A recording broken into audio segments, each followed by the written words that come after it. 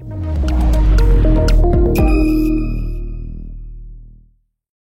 semuanya, Assalamualaikum. Bertemu lagi dengan saya Herunisa di sini.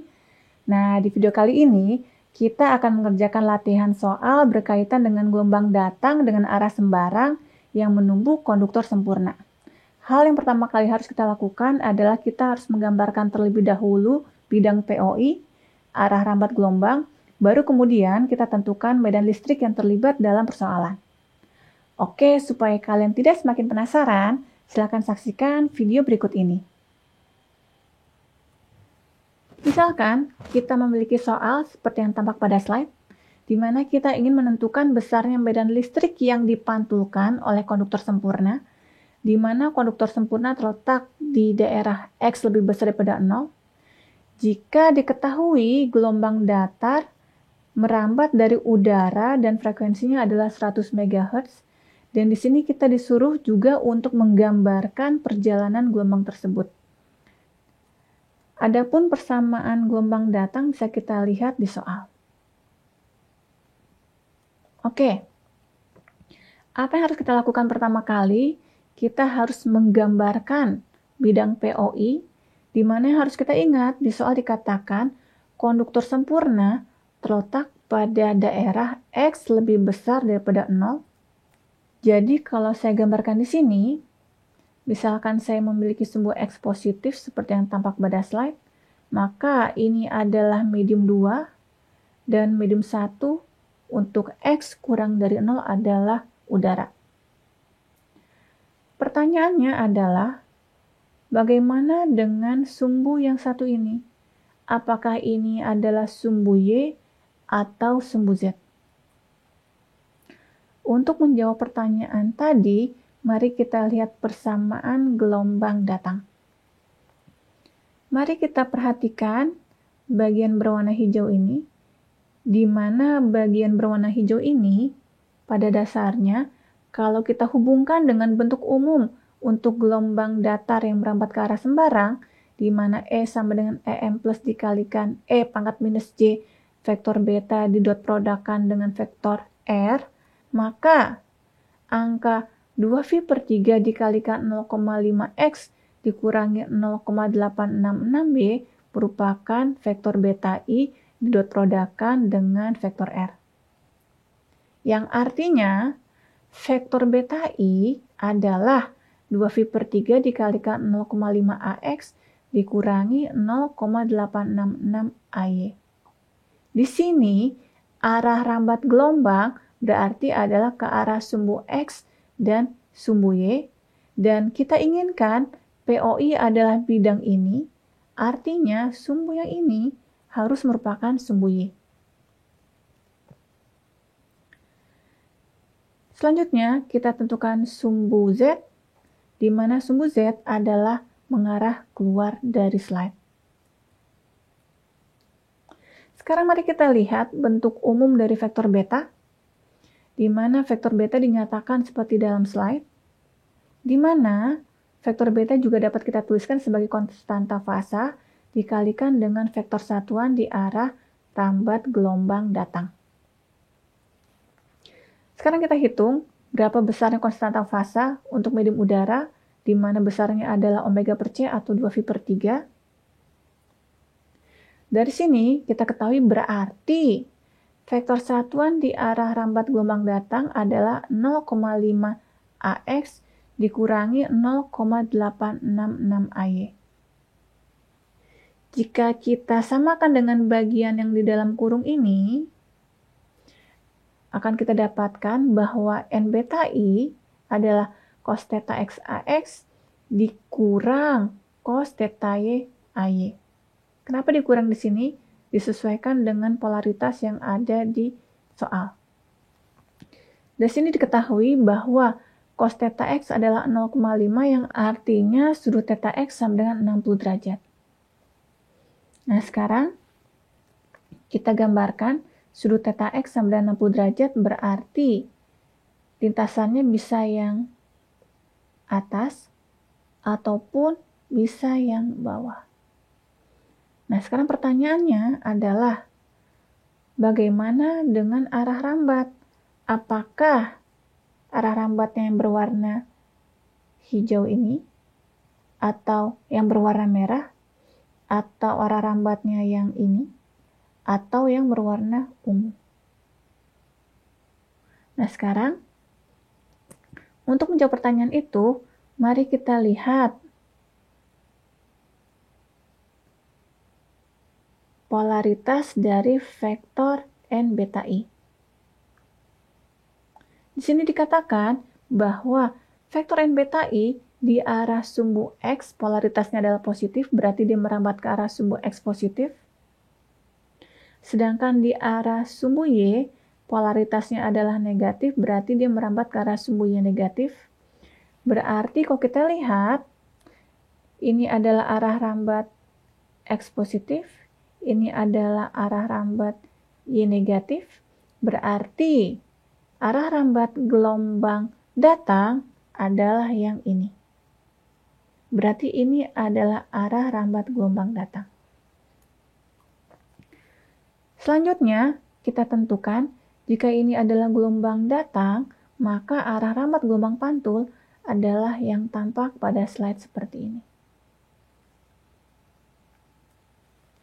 Nah, sekarang karena kita sudah mengetahui bahwa bidang ini adalah bidang POI, di mana bidang POI adalah bidang XY, maka sekarang kita mulai menguraikan medan listrik yang tangensial terhadap POI maupun medan listrik yang normal terhadap POI.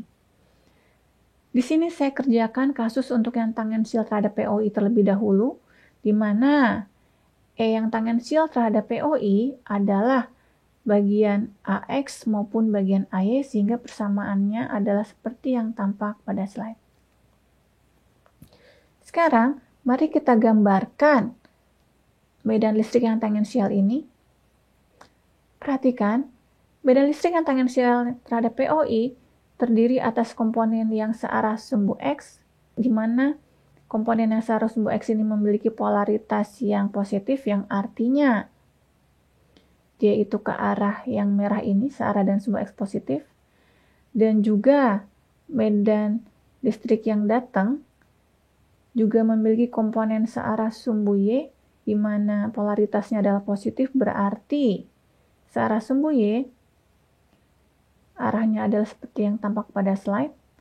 Maka medan listrik yang tangensial terhadap POI memiliki arah seperti yang tampak pada slide berikut ini. Selanjutnya, kita tentukan arah medan listrik yang dipantulkan dengan mengingat bahwa EMI sama dengan EMR dan sudut datang sama dengan sudut pantul. Maka persamaan medan listrik yang tangensial yang dipantulkan dapat kita lihat bentuknya seperti yang tampak pada slide, di mana medan listrik ini dapat diuraikan menjadi komponen yang biru maupun komponen yang kuning.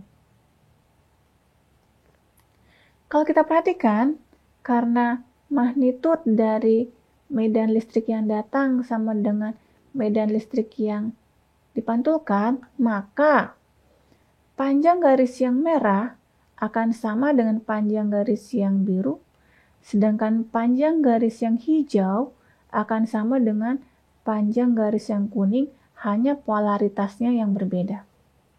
Sehingga E yang dipantulkan untuk kasus yang tangensial terhadap POI sama dengan yang biru, berarti adalah 7,83 AX, sedangkan yang kuning adalah minus 4,52 AY dikalikan dengan E pangkat minus J vektor beta R dot R.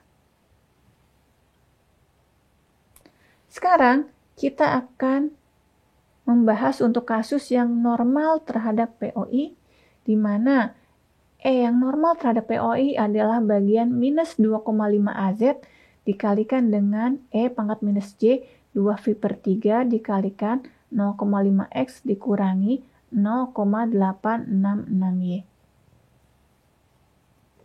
Kalau kita gambarkan, berarti E yang datang arahnya adalah masuk ke arah slide, dan sesuai dengan kesimpulan yang didapatkan pada saat kita bekerja dengan kasus yang normal terhadap POI, maka EMI sama dengan minus EMR dan sudut datang sama dengan sudut pantul, berarti sekarang gelombang yang dipantulkan arahnya adalah ke arah keluar slide atau searah dengan sumbu Z positif. Dengan kata lain, E yang dipantulkan untuk kasus yang normal terhadap POI adalah plus 2,5 AZ dikalikan E pangkat minus J vektor beta R dot R. Selanjutnya, sekarang yang harus kita cari adalah bagaimana bentuk dari vektor beta R. Vektor beta R berarti adalah konstanta fasa di medium 1 dikalikan dengan cos theta XAX tambah cos theta YAY tambah cos theta ZAZ, di mana beta adalah 2π/3. Sudut theta X kalau kita lihat di sini adalah 60 derajat. Sudut theta Y adalah 30 derajat. Sedangkan sudut theta Z adalah 90 derajat. Dengan melakukan substitusi nilai beta dan nilai sudut yang ada di sini, akan kita dapatkan bahwa vektor beta R adalah 2π/3 dikalikan dengan cos 60 derajat AX tambah cos 30 derajat AY ditambah cos 90 derajat AZ, yang besarnya menjadi 2π/3 dikalikan 0,5 AX ditambah 0,866 AY. Langkah terakhir adalah kita harus menentukan apakah polaritas yang ada di sini sudah tepat dengan memperhatikan arah rambat dari gelombang yang dipantulkan. Kalau kita lihat di sini, vektor beta R merupakan superposisi dari sumbu X negatif dan sumbu Y negatif. Dengan kata lain, di depan tanda AX dan AY harus kita ubah menjadi negatif. Sehingga ini adalah vektor beta R yang benar. Nah sekarang, ini adalah persamaan E yang dipantulkan untuk kasus yang tangensial. Ini adalah persamaan E yang dipantulkan untuk kasus E yang normal terhadap POI. Dan ini adalah nilai vektor beta R. Dengan melakukan substitusi vektor beta R dot R, maka kita dapatkan untuk gelombang yang dipantulkan persamaannya adalah 7,83 AX dikurangi 4,52 AY ditambah 2,5 AZ dikalikan dengan E pangkat minus J 2π/3 minus 0,5X dikurang 0,866Y. Bagaimana video tadi? Saya harap latihan tadi dapat menambah pemahaman kalian terkait dengan gelombang datang yang merambat ke arah sembarang yang menumbuk konduktor sempurna. Di sini terlihat bahwa dengan penggambaran POI, arah rambat dan medan listrik maupun medan magnet yang tepat, maka kita terhindar dari perhitungan yang seringkali menyulitkan kita. Karena pada dasarnya, tabrakan dengan konduktor sempurna akan menghasilkan gelombang pantul yang magnitudenya sama dengan gelombang datang, hanya polaritasnya yang sering kali berbeda. Nah, sekarang silakan kalian terus berlatih secara mandiri di rumah, dan di video berikutnya kita akan belajar bagaimana kalau gelombang datang yang merambat ke arah sembarang menabrak di elektrik sempurna. Terima kasih atas perhatiannya. Jangan lupa untuk like and subscribe.